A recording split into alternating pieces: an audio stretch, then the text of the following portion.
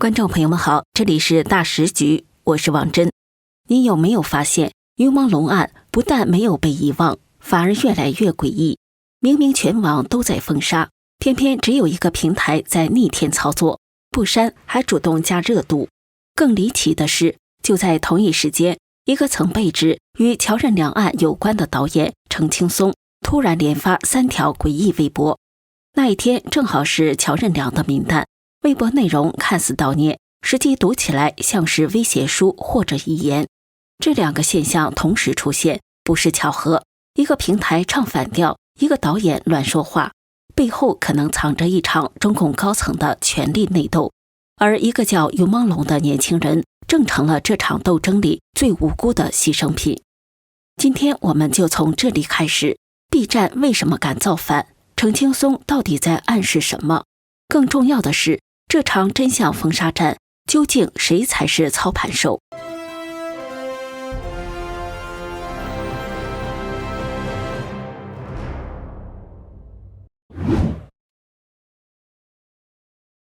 首先，我们来看这个最不可思议的现象。现在，你在中国大陆的网络上想了解云朦胧事件的真相是极其困难的，尤其是在微博这样的平台上，你去搜云朦胧，跳出来的大多是官方通告，要求大家不要恶意炒作，还有一些涉案人员的报警澄清信息。总之就是一片和谐，真相被掩盖得严严实实。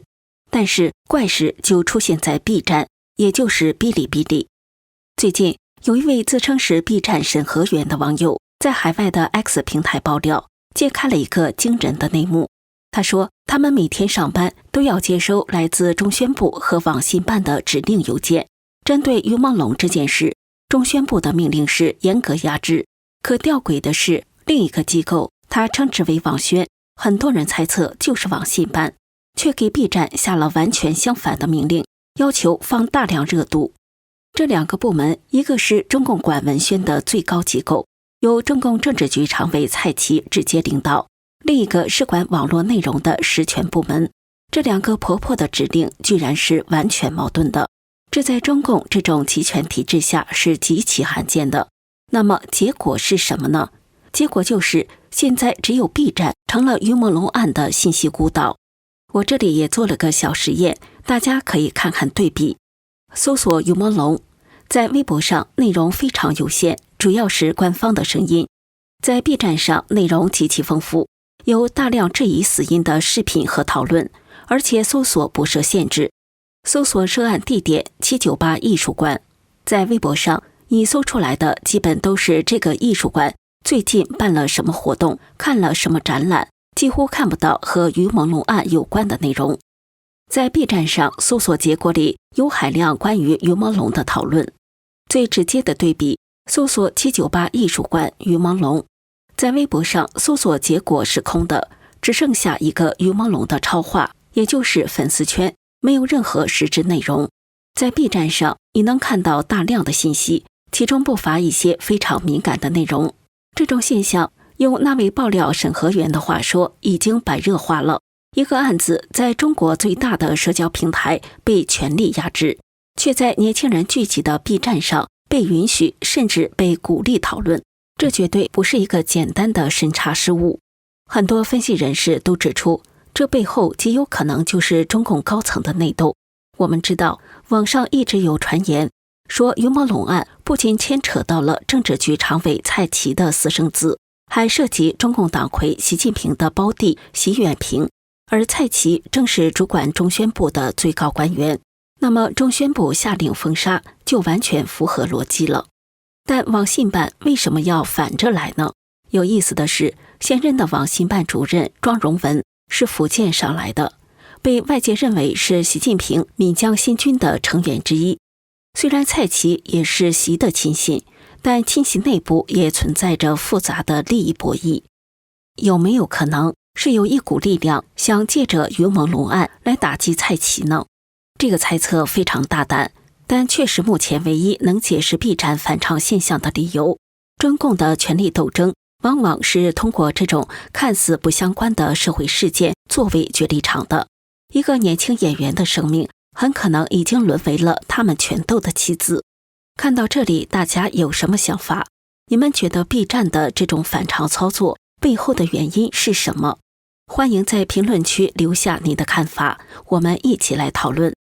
我们插入一个工商信息，一个小伙子吃东西不小心咬到口腔内部，出现口腔溃疡，平时一般需要1周痊愈，旅途中试吃了一只红海参凝胶，第2天就差不多好了。这个产品是用当地海女亲自下海采到的珍稀红海参做成，配方就是 90% 深海野生红海参加 10% 韩国红参，再加纯天然蓝莓原液，通过专利发酵做成果冻口感的口服凝胶，清爽不腥，还带点果香。红海参本身含有18种氨基酸、天然胶原和活性钙，不仅能促进细胞修复、延缓老化，还能补钙造血、改善气色，对气血虚弱、高血压、肝功能差或免疫力低下的人都很有帮助，非常适合长辈、成长期孩子、加班族等，而且一盒30支，带着走超方便。早上空腹或者是运动后，随手拆开就能吃，冰过之后吃起来口感更特别。我建议趁现在还有货赶快下单，不然真的缺货就要等很久。我朋友怕断货，干脆一次囤了10盒。点击描述栏的购买链接，输入优惠码大10局就可以享受85折。中国大陆2盒起卖，4盒包邮，购买70美元，美国本土包邮，满260加币，加拿大包邮。如果说 B 站的怪象是高层拳斗的冰山一角，那么导演程青松的最新动态就更像是来自深渊的恐怖预告。程青松这个人从于朦胧案一开始就处于舆论的风暴中心，有网友指认他出现在案发的社区，更有人扒出他在于朦胧和乔任梁去世的当天就曾经发过一条内容为好吃的微博，然后秒删。这个好吃被网友解读为是向幕后黑手传递事情办妥的暗号。当然，程青松本人是一概否认，说自己不认识于朦胧，事发时也不在场。但是就在前几天10月15号，这一天正好是9年前离奇离世的男星乔任梁38岁冥诞。就在这个极其敏感的时间点，程青松突然在自己的微博上像中了邪一样，连发了3条微博，全部和乔任梁有关。大家看他是怎么写的。第1条，致永远的青春少年乔任梁。第2条，乔任梁，我们的10年。第3条，最后一次跟你说再见，告别乔任梁。这3条微博隔了几个小时发出来，大家品一品这句话，尤其最后一句，最后一次跟你说再见，这是在说什么？在全网都因为于朦胧案而重新把乔任梁的离世原因翻出来讨论的时候，在他本人深陷漩涡，被无数网友质疑的时候，他发出这样的告别宣言，这是在告别谁？仅仅是乔任梁吗？网友们的解读简直是炸了锅。有人说他这是在威胁同伙，意思是如果你们不保我，我就把乔任梁的事，甚至于朦胧的事全都抖出来。你把博文里的乔任梁换成同伙们，是不是一下就通顺了？最后一次跟你们说再见。也有的人说他这是感觉到自己被当成弃子了，在向外界发出求救信号，或者说是在留下最后的遗言。他可能知道自己会被消失，所以用这种隐晦的方式暗示自己的处境很危险。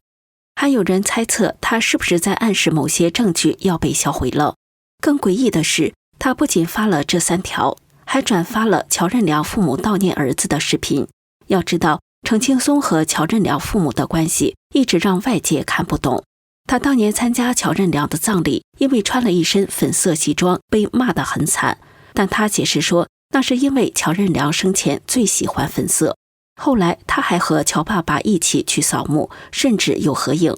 一个和乔任梁关系如此复杂，且自身正处于另一宗命案嫌疑中的人，在敏感时刻做出如此敏感的举动，这背后的信息量实在太大了。这已经不是简单的悼念了，这更像是一场精心策划的喊话。至于喊话的对象是谁，恐怕只有他自己和那些幕后黑手才知道了。提到程青松，就必须要讲乔任梁，因为这两起案子实在有太多惊人的相似之处。乔任梁是在2016年9月16号被发现离世的，官方给出的结论是抑郁症，但9年来关于他遭到极端对待而丧命的说法后来没有停止过。网上流传的说法细节非常恐怖，在这里我只能概括性地说，传言指乔任梁并非自己轻生，而是毁于一场富豪权贵的猎物游戏，生前遭受了长时间的极端对待。网上甚至流传过一些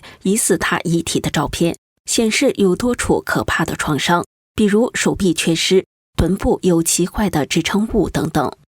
这些说法虽然一直停留在传言层面，但由于疑点太多，粉丝们9年来一直在网上为他喊冤。而于朦胧案爆发后，网友们惊恐地发现，这两起案子可能出自同一个邪恶团伙之手。很多被指控涉入于朦胧案的圈内人，当年也同样出现在乔任梁案的嫌疑名单里。两人都是官方定调为意外或自我了断，但民间都流传着被极端对待的版本。两起案件都伴随着献祭、猎物游戏等骇人听闻的说法。更让人不寒而栗的是，网友们顺藤摸瓜，扒出了北京有几个所谓的艺术馆举办过一些极其邪恶的展览。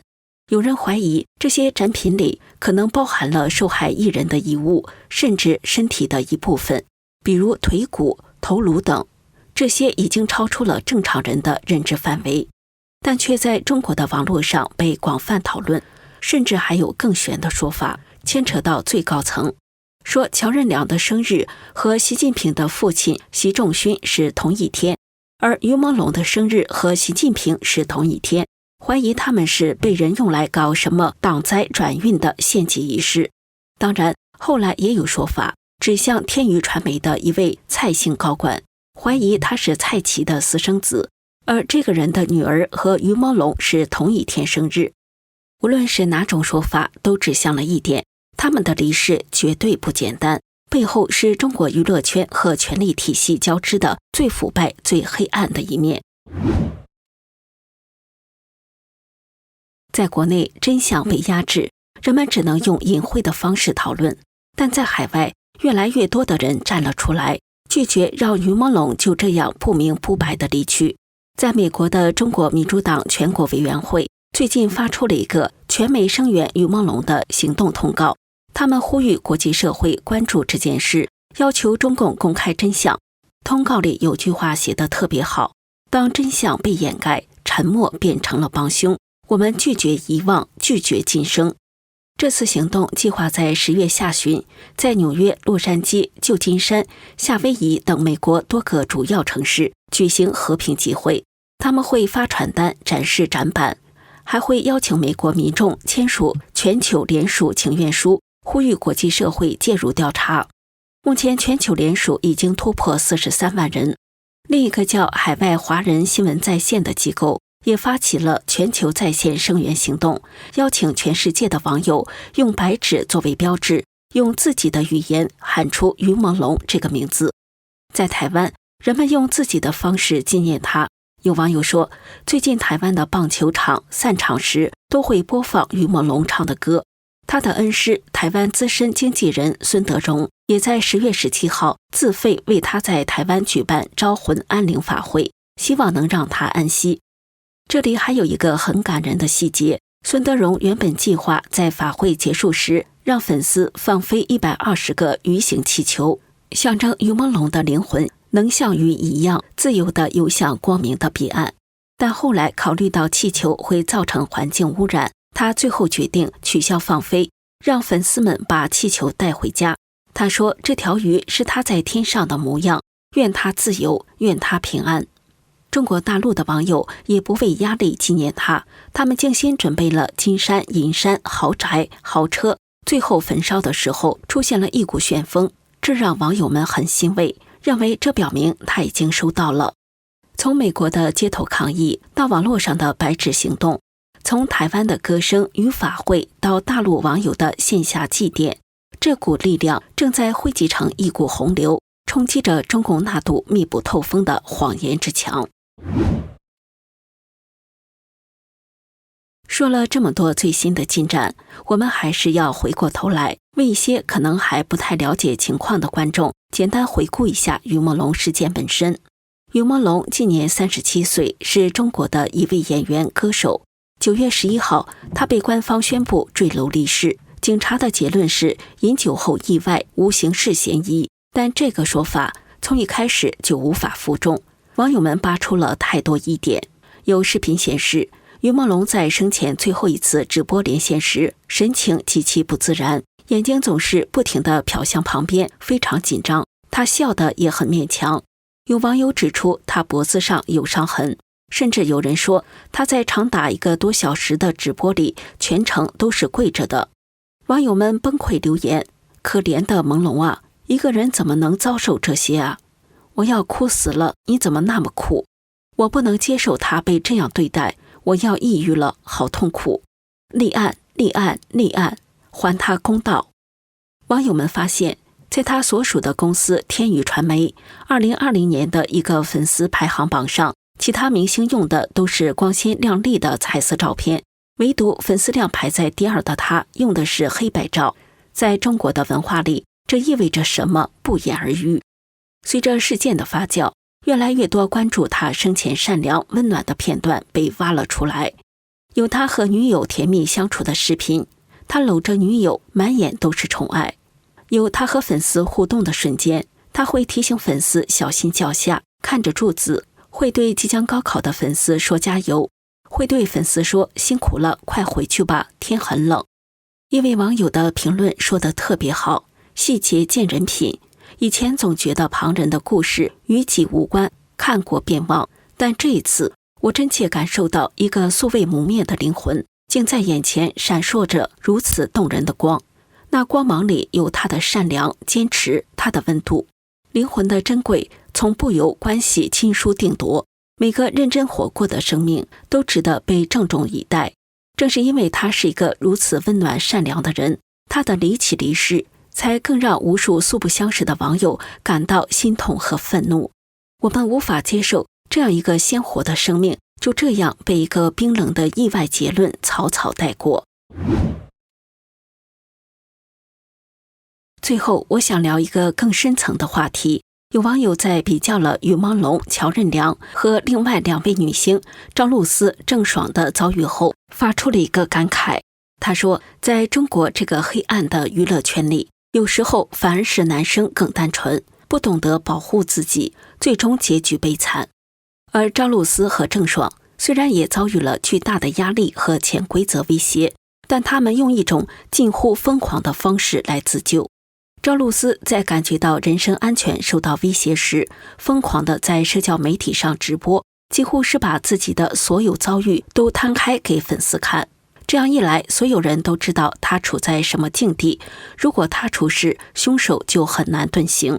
郑爽也是天宇的艺人，他选择了在美国用代孕弃养这种方式，把事情闹成国际新闻，让 BBC 美国媒体都来报道。然后借着孩子的法律问题，全家留在了美国，逃出了天宇的魔爪。他们的行为在当时看来可能很出格，甚至不负责任，但在今天回头看，那或许是在那种绝望的环境下唯一的自救之道，把自己变成一个烫手的山芋，一个全球瞩目的焦点，让那些黑恶势力不敢轻易下手。而于朦胧和乔任梁，他们可能太善良、太隐忍，最终却被黑暗吞噬了。说到这里，心情真的很沉重。一个正常的社会不应该需要人用这种极端的方式去自保，一个年轻人的离世更不应该成为权力斗争的工具和全民猜谜的游戏。于朦胧的事件发展到今天，已经远远超出了个案本身，它就像一面镜子，照出了中共统治下从娱乐圈到权力之巅的腐烂与黑暗。只要这堵墙还在，只要真相还能被随意掩盖，我们每个人都可能成为下一个于朦胧。所以请不要停止关注，不要停止追问，你的每一次转发，每一次评论，都是在为真相增添一份力量。好了，今天的节目就到这里。关于 B 站的异常和程青松的诡异发文，你有什么更深的解读吗？欢迎在评论区分享你的观点。如果你也关心这件事，请把这个视频分享出去，让更多的人知道于朦胧我们没有忘记。这里是大时局，感谢您的陪伴与思考，请订阅、分享并打开小铃铛，一起在动荡中坚守真相，在黑暗中点燃希望。